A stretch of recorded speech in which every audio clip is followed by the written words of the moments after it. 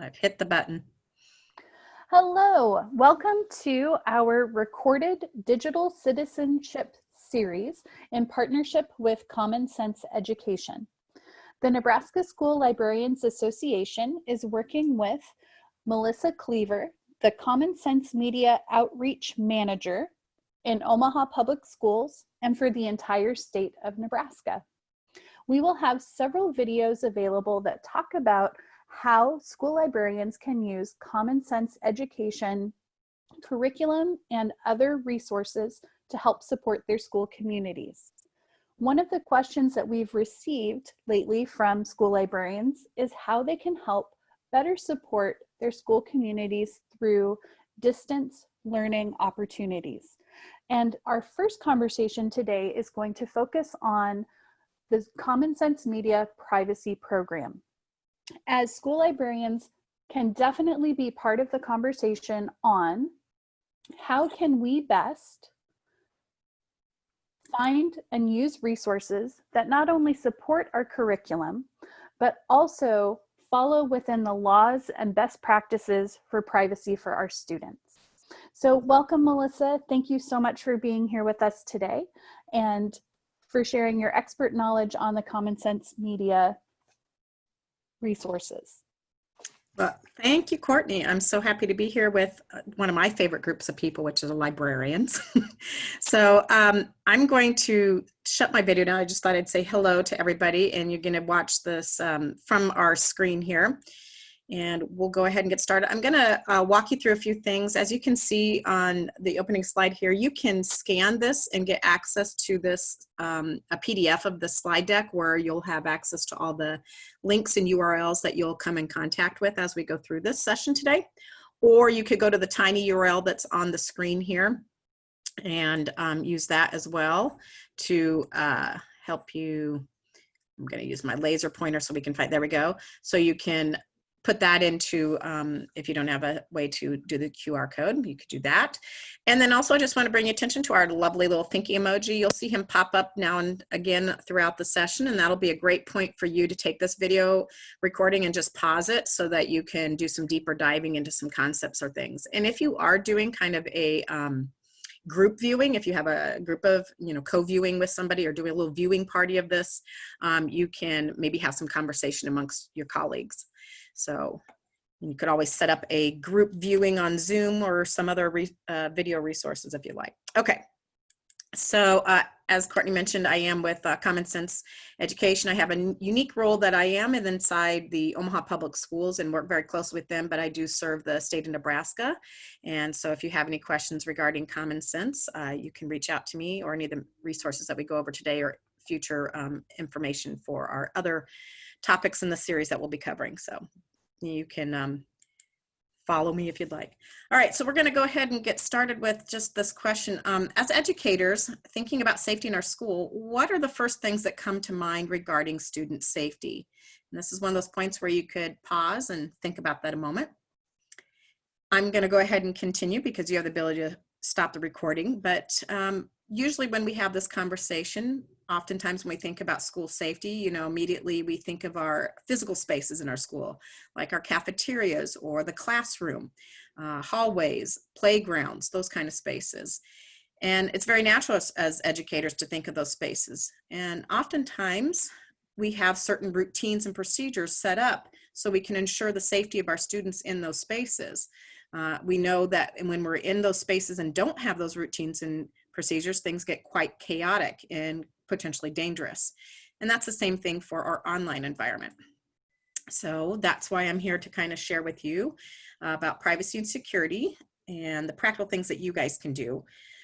So just to kind of kick it off, privacy and security is one of our 6 themes within the curriculum that's provided by Common Sense. And although our curriculum is directed towards our students, we have a lot of resources around privacy and security. And I just kind of wanted to share with you the overarching topic when we're talking about this with students and how you know, it's important that we approach things with a balanced approach, looking at both the rewards and the risks of sharing student information online, so that we can do things responsibly. So we'll get into talking about that. And if you want to learn more about common sense lessons, you can click here to view all the lessons, and you can look at the ones for students K through 12. Okay, so today's session, here's the kind of our 4 big nuggets that we're going to try to address. We want to make sure you walk away with building a little bit more awareness about your role as an educator in students' online privacy practices. We also want to see how we can help you understand the basics regarding privacy laws. I know it gets into a lot of legal mumbo jumbo, and I'm hopefully here to help kind of break that down for you a little bit. And then next, we will be looking at some of the resources that are available through Common Sense Education's EdTech reviews. Many of you have maybe used some of those. If you're looking for apps and things, you might have gone to the EdTech reviews and found that. But on there, there's also now privacy evaluations to many of the apps that are on there. And so we'll kind of talk about how those work hand to hand together. And then finally, just kind of a plug of knowing your district's process for vetting EdTech. If there is not a process, now maybe you can take some of these resources back to your district or your building leadership and have some conversations. All right, so let's start off. When we just start talking about digital privacy, what comes to mind? You think of all kinds of spaces that you personally are encountering and have your digital privacy. So oftentimes when we talk about this, you may think of things like medical records. You know, we pretty much trust our medical doctors and physicians to help support and make sure that anything that we are sharing with them, and there's laws behind that that helps make sure that they have to keep that confidential. And that goes with their online record keeping system as well. That has become very popular. Online banking is another area which has certain things, securities placed so that your financial records are confidential and kept private. But then there's other places, for example, like Facebook. You may have seen things in the past where it showed that there was a lot of data breaching going on there that leaks out personal information from places like Facebook. And then there's this whole question kind of coming up, whoops, we got a little click happy there, of things like Amazon and Surrey and all those kind of voice activated type resources that even teachers are bringing in the classroom. And so these are areas that we have to start thinking more responsibly about what is that capturing as far as data inside our own school spaces. All right, so thinking about this, how can this affect your students? Well, let's take a look here. First of all, one of the big things is because it's collecting data that will build up some of these advertising profiles. And that's often used for targeted and behavioral advertising. Now, targeted advertising is kind of common, but probably the bigger concern that's upcoming is these behavioral advertising, meaning that they will, on phones and different places, will look for what are some trends in your behavior and how you're using things. It'll even capture your facial recognition and identify moods that you're in, and then base the advertising to be reached out to. So that's pretty concerning for adults, but even more so for children with their developing minds. And then we just don't know about how these ads could lead to poor financial decision making and financial exploitation for our non-consenting minors. So especially those of you that are working with 13 and under, these are some of the big concerns. There's also the potential of identity theft and also loss of intellectual property for our students. So even those of you that have older students that might have a little bit better decision-making skills because they've got that prefrontal cortex going a little bit more steadily at that point, but that we have to be concerned what's being lost for intellectual property. What are they putting out there? Their art, their poetry, their writing, anything like that that could then be taken. And so thinking about how to protect that as well. And then there's just so much that's just unknown that could possibly be, as we move down this journey of this digital content, what possibly else is out there that could impact our students. Okay, so here we are for our first little activity that we have. Gonna watch this video. Oh, I'm sorry, I'm gonna pause that real quick, because while we watch the video, trying to get there we go. There's a Padlet here for an activity. So you might want to pause the video first, get the Padlet set up, go to that, and then watch the video. And as you're watching the video, I want you to be thinking about the key concepts regarding online safety and any ideas that you kind of come up with that you're thinking now you want to maybe possibly share with students. And so you can go to the Padlet and just add your ideas. So you can click there, or if you want to scan, this also will take you to that Padlet, so you can open that. Know that if you're one of the first couple people that is watching this video, you may not see other responses on there, so do come back and check it often. It's kind of fun to see what other people are sharing, especially if you're watching this by yourself. If you are watching it with a group of colleagues, you can always pause and have a conversation. So we're going to go ahead and take a watch at this. So back in the day, way back in 2006, when I was 12 years old, the principal came to the classroom to warn us about the dangers of MySpace. Cyberbullying, inappropriate content, stranger danger. Now, if you don't know what MySpace is, it's basically like Facebook with music, kinda. But anyway, the principal tries to scare us, and that just made me want a MySpace even more. So I go home, ask my mom, can I have a MySpace? She's like, sure, I don't care. So I go and make one, but you have to be 13. So what do? I just lied and clicked that I was 13. And there you go. That's the start of my social media career. So that's my story. But now it seems like there's tons of kids on social media. And when I say kids, I mean like little kids, 8 and under. Maybe their parents started an account for them when they were babies and now they want to take control of their own brand. Or they were like me and just lied and clicked, yes, I'm 13. But just because it was easy for me to get on social media, should I have been? I mean, I turned out okay, more or less. But looking back, I wonder, is there any downside to starting social media so young?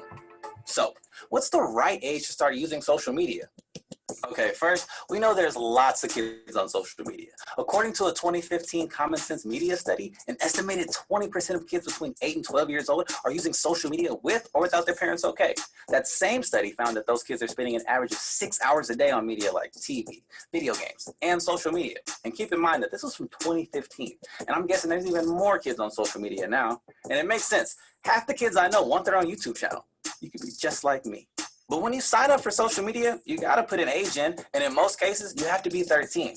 So why is that anyway? It's from an actual law called the Children's Online Privacy Protection Act, or COPPA.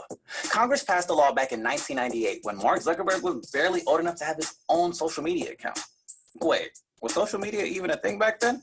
No, it wasn't. But lawmakers are worried about companies or other random people online collecting information from kids, like their name, phone number, and later, photos and location without their parents' knowledge. All stuff that applies today to social media. So what makes 13 so special anyway?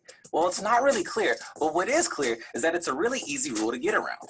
But just because you can, does that mean that you should? All right, let's start with potential risk. First, there's privacy issues. Companies collect and share all kinds of data from users, from where you live to the last thing that you bought online. They may even broadcast your current location. And that's something that your little brother may not be thinking about when he posts that random video on TikTok. The whole thinking around COPPA is that children are considered a vulnerable group and that they should be protected from this stuff, unless their parents are okay with it. The idea is that when you're older, you've got more life experience and you can make better decisions about what to share. We know that kids start experimenting with sharing their own data online when they're 11 to 13, but they don't really start to understand the risk and the consequences of what they do online until they're 14 to 16 years old. Then there's safety, plain and simple. Even if you put aside all the concerns about data privacy, there's still the issue of visibility.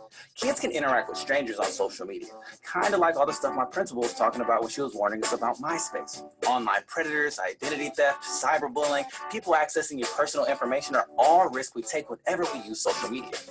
And then there's mental health issues to think about. After all, children's brains are still developing. A scientific study found that kids' brains are highly sensitive to acceptance and rejection. Spending all of this time in online communities may have the power to change how a kid feels about themselves. I mean, who doesn't love getting love online?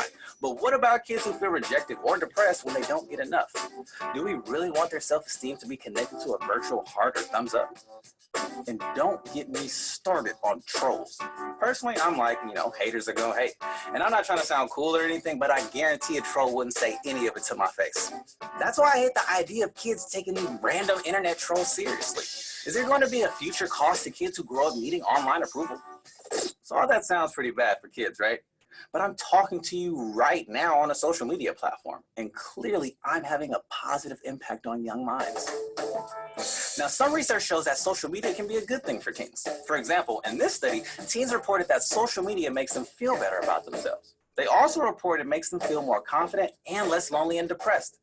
Then there's the argument that younger teens often use social media to find support and community that they have a hard time finding face-to-face. One of the first examples of this is the It Gets Better movement that reached out to young queer kids. Kids have also used social media to get support for everything from organizing around a cause or dealing with mental illness. One young man reached out on Minecraft and was met with overwhelming support when he admitted to considering suicide. And social media can lead to more than just online friendships or support forums. It can also help teens mobilize around causes that they're passionate about. Research shows that active youth engagement in politics and civic issues are linked to more active engagement as adults. It helps build identity, purpose, and even health and academic pursuits. So let's use some of our data plans for building those intellectual and activist muscles, people. Come on, let's get to it. The Parkland teens use Twitter to build a global movement for safer gun laws. And it's not just high school students making a big impact. At just 13, Alexandria Villasenor used social media to gain support for her climate protest at the UN. So, looking back now, if I could give advice to 12-year-old Miles, it would be forget MySpace, buy stock in Facebook early. But wait, this isn't about me. It's about you. So what do you think? When do you think you became mature enough to handle all the pros and cons of social media? Let us know what you think in the comments below. Now, if this video has you rethinking how you use social media, check out our other video all about the pros and cons of all that time you spend using screens. And a big shout out to our partners at Common Sense Education. They helped us make this video. If you're a teacher, check out their digital citizenship curriculum in the description below. So as always, support us with a like and a subscribe. Until next time, guys, peace out. All right, thanks, Miles. If you enjoyed that video or could see benefit of it, there's a link right here that you could use and access to share with your staff or with your students if you find parts of that. So that's some great information there. And again, if you haven't yet, you could pause now and go to the Padlet and share some comments in there about some key concepts about online safety, even maybe point out some of the positive things that come from this online environment for our students. Okay, so moving forward, what I think this all boils down to us realizing as educators is that the power of educational technology, kind of like the old Spider-Man adage here, with great opportunity comes great responsibility of these risks. And so that means us educators need to kind of step up our game and being aware about the digital tools that we're using and what kind of data is being collected. It also means making our students aware of this as well and understanding that. And then finally, holding third parties accountable, companies and organizations that provide these services. We're not trying to say at Common Sense that they are bad. It's just making sure that they are thinking about their role in this with younger students. And we know that a lot of the resources that we use within our curriculums that are online often use third-party resources, and we'll talk a little bit about that when we start looking at some privacy policies later on. All right.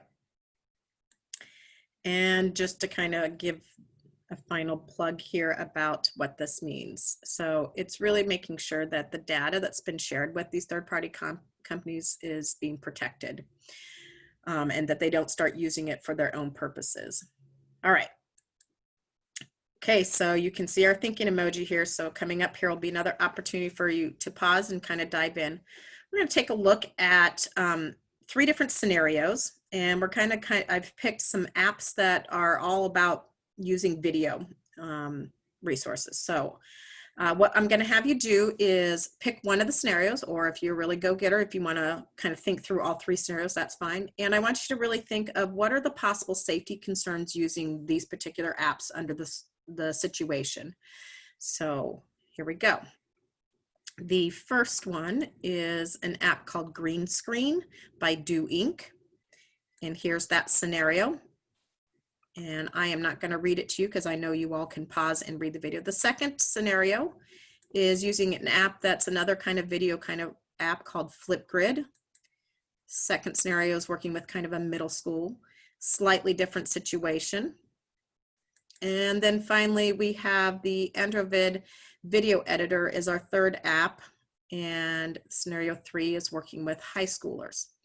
So I want you to take a moment and read through each scenario about how you found the app, also who's using the app and what they're using it for. So take a moment, pause, and list out your possible safety concerns. And again, if you're co-viewing, you can have that conversation with a colleague. Okay, welcome back after the pausing of your video. So I hope maybe as you had some conversation about safety concerns, you can see it's not so cut and dry, and very much what needs to be considered is that it's very contextually based. Age of the student is something that needs to be considered. Considering each district's own standards and requirements is something that has to be taken into consideration. So you're going to have a lot of varying concerns depending on the context of the video. So it's not just kind of black and white, all right? Okay, we're going to go ahead and move forward. And what do you need to know about student privacy? So now we're going to get into the nitty-gritty about knowing the laws. I've had to do a lot of research behind this, and I feel like I could maybe go off to law school after this. But here are the big ones that you need to be aware of: FERPA, COPPA, CIPA. Those are some of the ones that impact us the most in education. Okay, this first one is the family rights, and it's actually been around for a long time, and it's all about what we're calling that personal identifying information, often referred to as PII. And our responsibility as educators in protecting PII is what this law came about. So I'm going to play a portion of this video. If you're really interested in watching the entire video, go ahead and go here. The second half of the video kind of gets into PII when you're talking about higher education. And since most of us are K-12 watching this, I'm going to stop it after the K-12 portion. So here we go. The Family Educational Rights and Privacy Act, or FERPA, is a federal law which applies to educational institutions and agencies, such as schools, school districts, colleges, and universities, to which funds have been available under any program administered by the Secretary of Education. The purpose of FERPA is to protect the privacy of parents and students with regard to education records under Section 444 of the General Education Provisions Act as amended. Wow, it's easy to get confused with all that legal language. Let's try that again in plain English. The truth is, data about us is everywhere. It's collected when we shop, take a vacation, look at a web page, or send an email. You see, FERPA is a federal law that applies to most schools, colleges, and universities. It's meant to protect all that identifiable information about students in records that are kept by schools, and it provides the right for you to access that information, to seek to correct it, and generally to consent to its disclosure. Let's take a closer look at what that means. Today is Patrick's first day of kindergarten. As Patrick moves through the education system, his schools accumulate data, such as his grades, learning disabilities, or special needs information, and disciplinary information. As Patrick takes tests to see how he's progressing, his scores are protected by FERPA. FERPA requires schools and state and local educational agencies to keep the information that came from Patrick's records private and get his parents' written consent before sharing it with anyone else. There are some exceptions, but the general rule is Patrick's records are confidential. Students don't attend school anonymously, so schools routinely share some basic information about students, called directory information. If a school is going to share directory information, it must notify parents and students who are 18 or over, or who attend post-secondary institutions. For example, Patrick's school yearbook contains his name, grade level, and photograph. That's okay because his school designated these items as directory information and published its policy on its website, and Patrick's parents haven't opted out. FERPA also requires schools provide Patrick's parents the ability to review his records to make sure they are accurate. Patrick's applying to college. He and his parents review his high school transcript and discover the school has gotten Patrick confused with another student who has lower grades. This isn't good. FERPA not only gives his parents the right to see the records, but also to request that the school correct mistakes. If Patrick's parents and the school disagree on the accuracy of the info, FERPA gives Patrick's parents the right to request a hearing. Colleges and universities are also required to protect student information. Okay, so we're going to pause it there because it goes into the colleges and universities. But I think it's important to note that that in this digital age, we have to be thinking about these. And oftentimes these records used to be kept in files and places like that. It's now kept online, and that's often in schools, student information systems. And so when we talk about applications that are connecting to the SIS or student information systems, we often have to make sure that that data is being protected by the privacy policies that those ed tech companies that we're working with are protecting. So that's the baseline of FERPA. The next one is COPPA. And what I'd like you to do, we can see we got the thinking emoji here again, is we are going to share or have you place as much information as you can. Give me just a second here. We're trying to get a little thing. There we go. While you're watching it, I want you to list out as many of the different types of personal identifying information are mentioned in this. And this law came out to, as it says here, protect children under 13. And so especially those of you that are working with elementary and even middle school students, this is important to understand how this impacts you.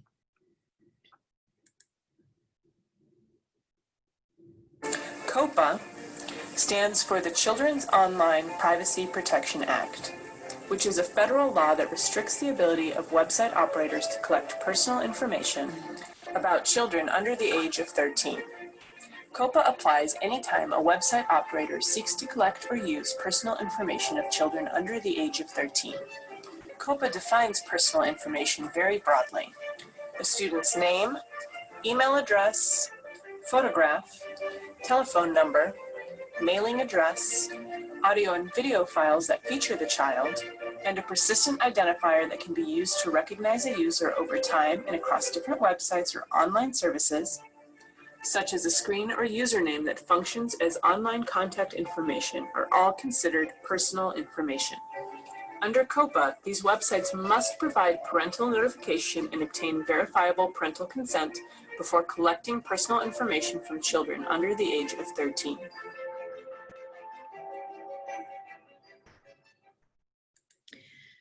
All right, so what were some of those PII that were listed? Go ahead and take a moment maybe to pause and consider those, and then we'll come back. All right, so were there any that surprised you that were listed?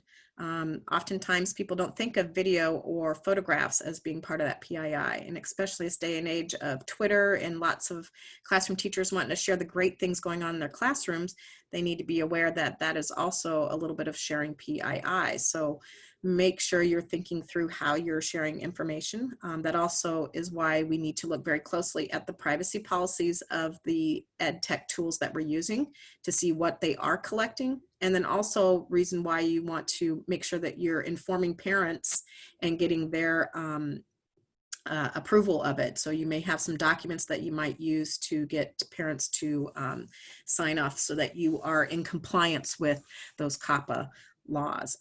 Here's some information that you may not be aware of, that PII also sometimes includes things like ethnicity, sexual identity, behavioral information. So a lot of these great applications that are collecting data on student behavior, you want to be considering that is also considered that PII.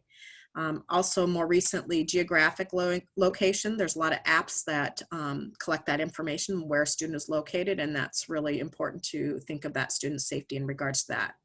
And what are those ed tech companies using with those geolocating pieces? So those are oftentimes the red flags that come up for districts as they're vetting apps. And just to be aware that there have even been cases in the United States where teachers themselves are being sued because of violating those COPPA violations. So know that you as an educator need to make sure that you are doing your due diligence to make sure safety is in line. That's why it's important to get that parental permission to use certain apps in your classroom as well. And that will just help you with that protection, especially if you're working with students under 13. All right. So the next one that we're going to talk about here is COPPA. It's the Student Online Personal Information Act. It kind of is more directed at targeted advertising to help make sure that students that are using different types of things that the data isn't being sold off. And there's several states, and I'm not sure why my image isn't coming up here, but that's okay. Several states, including Nebraska, have looked at putting some bills in place. And I'm not sure if that, I think in Nebraska, I was looking closely, it looks like that bill was folded into another bill. And I'm not sure if it went finalized through, but I believe it is now. COPPA is another really important one that impacts us, and this is the one that addresses the concerns of children's access to obscene or harmful information.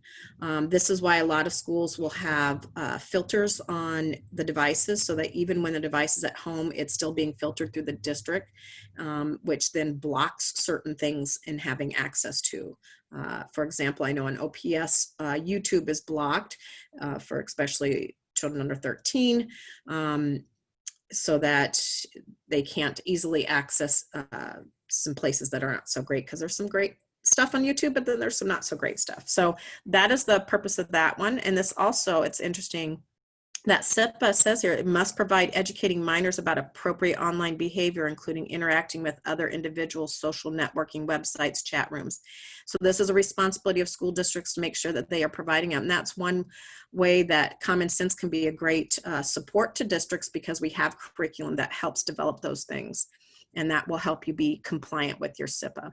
I just also want to share this new act. This has not yet been put into legislation, but something that's being worked on to establish a program to support research and the role of impactive media. And they're looking at trying to get this bill passed so that the Camera Act can be put in place. And that way we can understand more about what is happening developmentally to children with all this online technology. And not as a, you know, totally as a watchdog, but just also just be aware of what we can do to put best practices in place. All right. So now that we know the laws, let's find out what it is that we need to look for and why. So we have this video that comes from California, and basically they're similar to our NEDA affiliate. It's the statewide affiliate for ISTE that put this together. I thought it was really well done, and they pair up with a legal group in California. And so I want you to just take a watch at this. And this is called Ask Before You App, and it kind of addresses some of the things that we need to be thinking about in classrooms.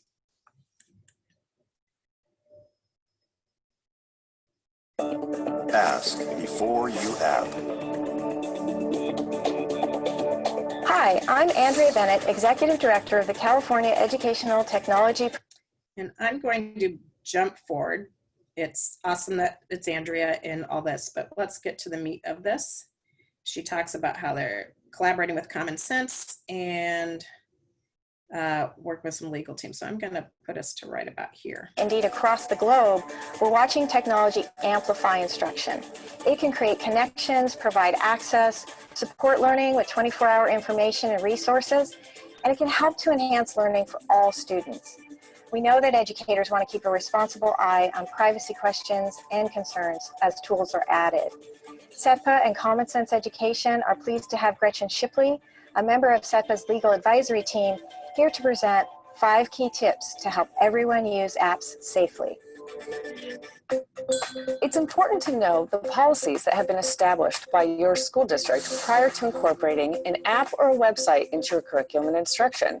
We recommend that you review these policies, such as a staff acceptable use policy, a policy on pupil records, or even a social media policy if the app or the website has a social media component.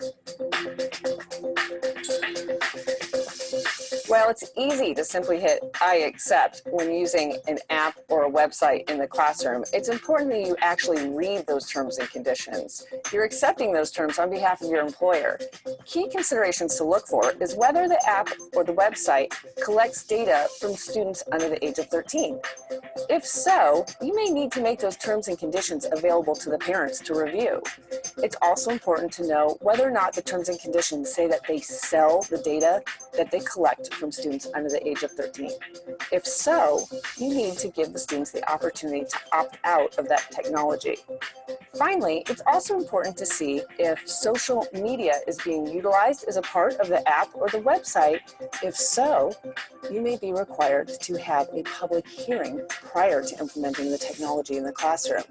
If you're unsure about any of the terms or conditions, we strongly recommend you check with your supervisor before proceeding and incorporating it into the classroom.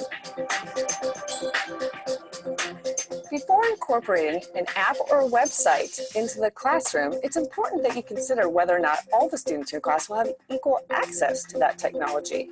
For example, do you have students in your classroom that have special needs that may require modifications or a consultation with their IEP team in order to access the technology? Or do you have a bring your own device program where students in the classroom need to make sure that they can all equally access the app or the website? And finally, is there a homework or a take-home component to the app or the website that would require students to have equal access at home to a necessary device or connectivity in order to utilize the technology? As previously mentioned, if the app or the website is collecting data from students under the age of 13 and selling it, or if there's a social media component, it's likely that parental notice and consent is required. Even if it's not legally required, your school district may want you to obtain parental consent before proceeding. Therefore, it's important to evaluate these features, even if the website or app does not explicitly say parental consent required. Finally, as we incorporate apps and websites into the classroom, it's important that we remember to be responsible digital citizens and share these good habits with our students. We recommend that you familiarize yourself with your student acceptable use policy and your bullying reporting protocol. We also recommend that you know which students in your class have requested to have their image not put online. Last, please be mindful of how you conduct yourself online, especially when communicating with students. We recognize there are vast educational resources and apps and websites. We just want you to be mindful of these key tips as you incorporate them into your educational program. Okay. There's a little bit more to that, but that goes over those key tips. I just want to point out on this document, this is referring to a document that's used in OPS, and what they've done to get that consent from parents is they've put in language around COPPA and have a checkbox that parents can check. And sometimes there's even a request to go even further, that even though there's that district-wide, if you're using certain apps that aren't district-wide apps, but they're just something that you're using in your own classroom, that you might have some sort of way of informing the parents of what apps you're using and getting their consent that it's okay for that child to be using that app, just as an extra precaution. All right, so that goes over some really good tips and things that you need to be aware of before using apps in the classroom. We're gonna just keep going here. There we go. And get down to now, when you actually start looking at privacy policies, you know, what is it that you need to be looking for? And in a minute here, we're going to actually kind of go to a privacy policy and take a look at that. But I want to go over these quick 4 questions that you want to be looking for. So first one is, what are the age restrictions listed in the privacy policy? That's the first thing that you want to be looking for, especially like we've mentioned, if you're working with students 13 and under. Why is this important? This has to do with knowing how to stay compliant with FERPA, COPPA, and CIPA. So making sure that compliancy is in place. Second one is, does the app allow users to interact with other users in the same classroom? And then if so, can that be disabled? Also, this is where you might consider how you might put some best practices in how things are being used. And why does this matter? Because this is talking about that security, making sure that certain restrictions. This often comes up with some of the apps that have connections to social media. A lot of ed tech apps even connect to Facebook or Twitter and that sort of thing. And so you want to be aware of those connections, because that may open that door for interactions with others. And that could be a security issue. Okay. Next one, does the app or vendor monitor the user social interactions and or user created content?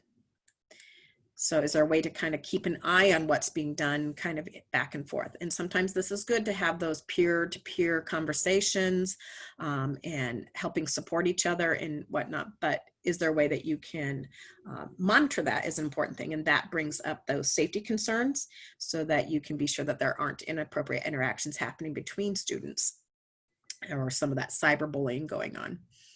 And then finally, the last question that you want to look at when you're looking at privacy policy is, does the app allow the users to share their profile or personal information publicly, or users or third parties? And this is where it gets into that third party advertising. And it's okay that apps are having the use of third parties. That's how a lot of them build their content and have the ability to support a wide variety of things on the content. It's just what protections have they put on those third parties to that data that they are collecting as well. Okay, and that's why that matters. And again, this goes back to it could potentially violate the student's privacy laws. So those are 4 good questions to ask when you're looking at a privacy policy. I am going to jump us out of our PowerPoint here for just a second. And we're going to go in and take a look at an application. I'm having a heck of a time with my mouse. So let's see. I'm going to jump out of the show real quick and pull open a website and just kind of show you when you go to a website. And I'm going to pick something maybe very popular with educators in the library. We know Sora is a very popular app, so let's pull this up. And all right, so this maybe is not quite where, obviously you can see here, this is like where you're signing in, and you're not going to be able to find much coming to this page to get to a privacy policy. So that's the first thing that we need to know, is where to even get to the privacy policy. So we probably want to go straight to maybe Sora as an app here. And this gets a little bit more in depth. You're looking for things like in this information, app support and privacy policy. Oftentimes on apps, they're going to take on the privacy policy possibly of the app provider, like Apple, but other times it is. So here, this is showing us that Sora is part of Overdrive, and we can go straight here and we can take a look at a variety of different privacy policies. There's the privacy policy for children. Their terms and condition often have some information here. So this is how you access and find it. And this is the legal ease that you need to kind of read through and start identifying those 4 questions that we went through to look at, which is a lot, I know. So let's jump back in the PowerPoint.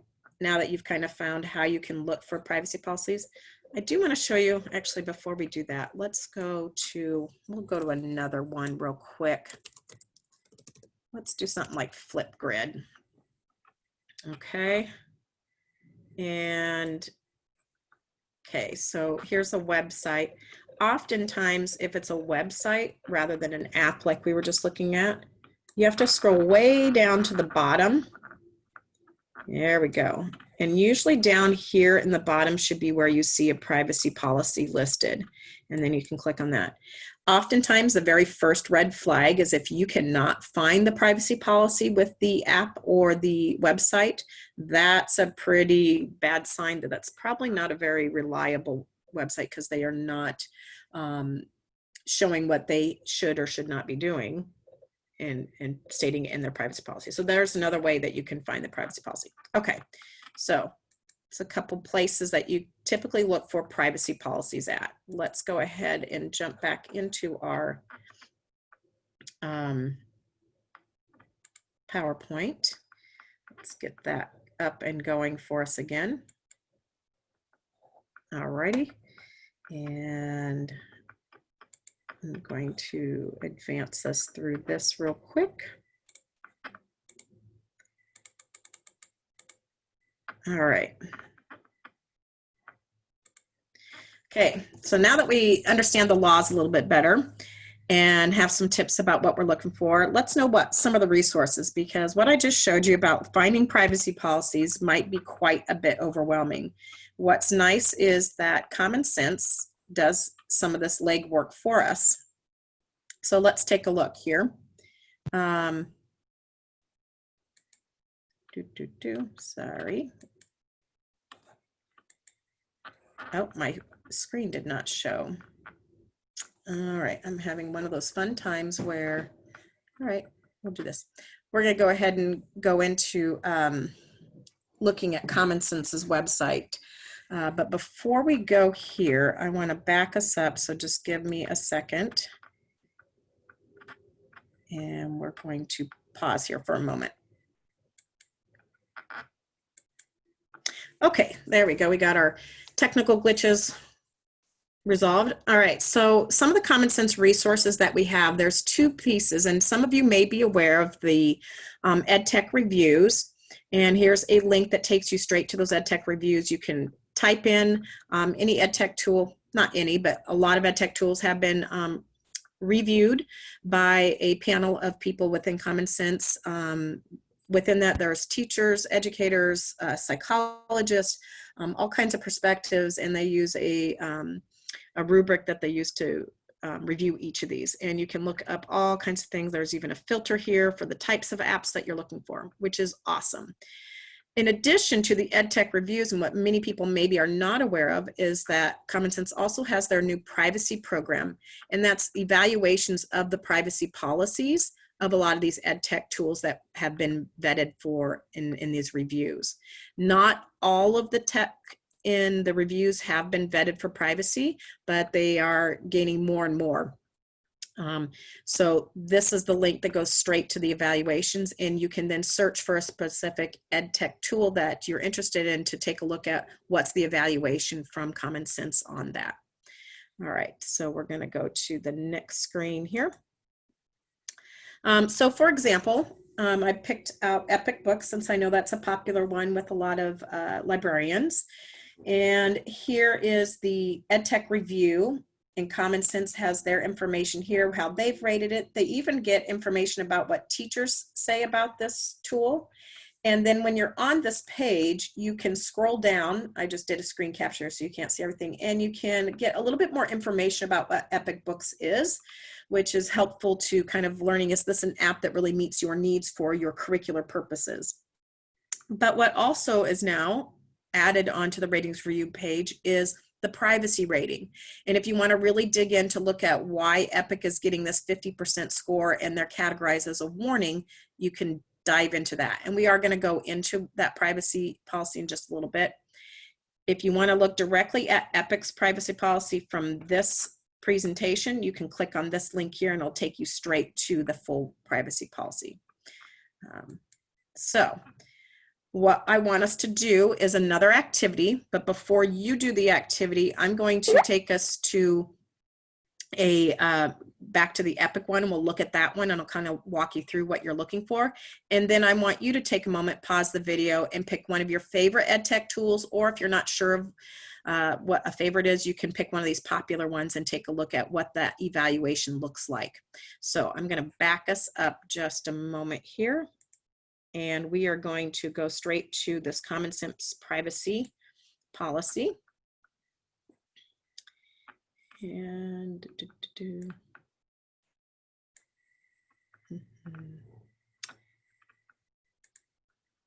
okay, so here's Epic Books, and again it says warning. This doesn't give us a lot of information. If we click on this, this takes us into a bit more information.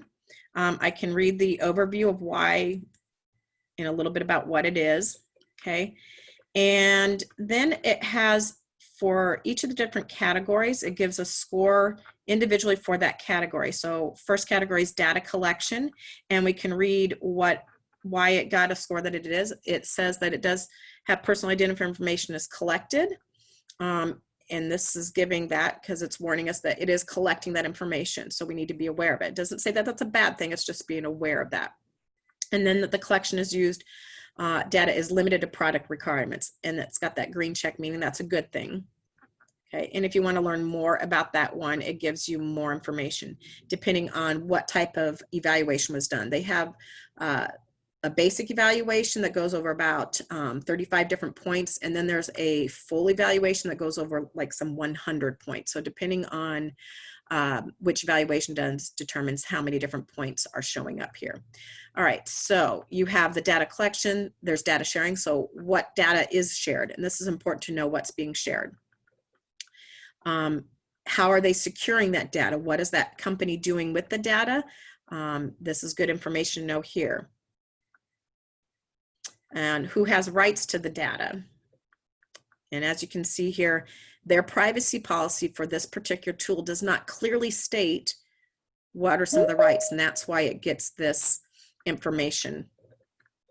Okay, data sold. This is one of those red flags, especially for schools. We want to know, is it being used, and is it being sold or rented to third parties? And if it is being sold or rented, that is not typically a good thing to be finding out, because that means that that other company can use that data for whatever they want to use it for. That's where data protection agreements come in place with a lot of these ed tech companies to make sure that that's not occurring. So if you do want to use an app, you just maybe put that in place. Data safety. Here's another one that's a concern for a lot of education districts is ads and tracking, and really finding out, you know, advertising to some extent is okay. However, the parts that get a little concerning is either using that behavioral tracking. That becomes a little bit more concerning. And again, who's supposed to be having use of this? Is there parental consent required? This also might help inform you as a district as, do you need to get one of those either within your student data information that you're collecting at the beginning of the year, a checkbox that parents are giving permission to use ed tech tools, or is it, do you need an additional parental consent form for that product? And then is it a school purposed thing? And like here, you can see it got a 100% score. So you can see it gets scores for different things. This is the one that probably put this particular product into uncertainty and a lower score and in a warning zone because of the ads and tracking and just not a lot of information in their privacy policy stating what they are doing with that. And again, that's where data protection agreements with ed tech companies can help protect your district from those types of things by making sure that the company is putting into writing what they are going to protect. All right, so that gives you a peek at that. What I want you to do now, like we mentioned, is go ahead and take a look at something on your own. Go ahead, pause the video here and do some exploring of some of your favorite apps and take a look at those privacy policies and kind of dig in. All right, so welcome back. Just a quick review. I didn't quite share this with you before, but when you look at those evaluations, like we noticed with Epic, that came in as a warning. The other two ratings that there are is a pass. That means that they're meeting the minimum requirements for privacy and security. So this is always a good sign when you see a product that has that. And then, of course, if you see a fail, this definitely is a huge red flag. If it falls into warning, there might be some things that you can do to work with that company, like we mentioned with the data protection agreement. This usually is probably a company that you could try reaching out to, but they maybe don't even have their privacy policy posted. They don't use any encryption. All kinds of stuff can be pretty questionable there. All right, so let's go back to our activity from earlier and take a quick look at these three scenarios and see how these products have all turned out. So with green screen, drum roll, that came out as a warning. And it gives that information like we saw back on the privacy policy program, why it got that warning.